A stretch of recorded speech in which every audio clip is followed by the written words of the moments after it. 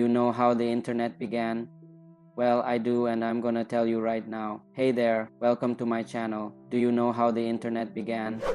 Well, I do, and I'm gonna tell you right now. What if I told you the internet began as a small research network in 1969? Long before memes, social media, or online shopping, a groundbreaking project called ARPANET was launched.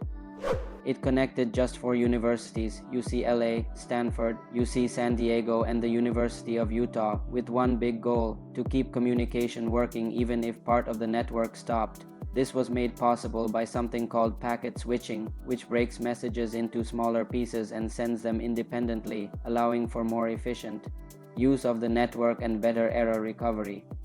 And that's why the first message ever sent over ARPANET was the word login, but the system crashed after just 2 letters, low. The internet's first moment was actually a glitch. Talk about an embarrassing first date. Scientists at these universities worked tirelessly during the 1970s and 80s to improve the network.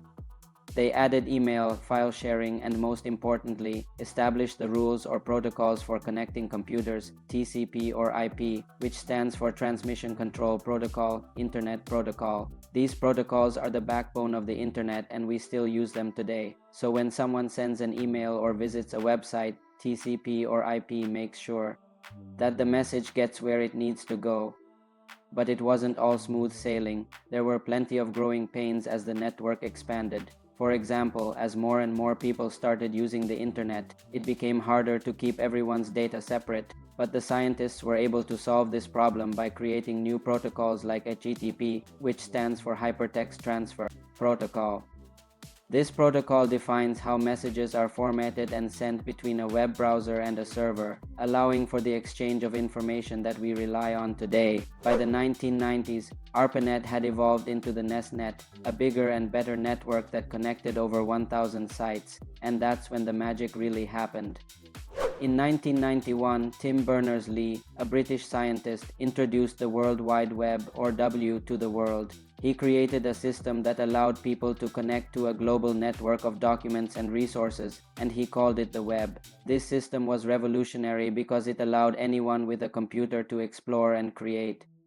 Suddenly, the internet wasn't just for scientists and researchers, it was for everyone. The web grew rapidly in the 1990s and early 2000s, and it completely changed the way we live, work, and play. It connected people all around the world and gave them easy access to information and resources. It also made it possible for businesses to connect with customers, for students to learn, and for people to have fun. Today, the internet connects over 5 billion people worldwide, about 63% of the world's population. That's almost 8 out of every 10 people on the planet. The internet has become an integral part of our lives. It powers business, education, entertainment, and even artificial intelligence. Who could have thought that 2 little letters, low, would cause such a big impact? From 4 connected computers to billions of devices, all in just over 50 years. The story of the internet is one of innovation, collaboration, and the relentless pursuit of knowledge, and it's a story that's still being written. As technology continues to evolve, the internet will continue to grow and change in ways we can't even imagine. So what do you think? What's the most amazing thing about the internet? What's your favorite internet fact?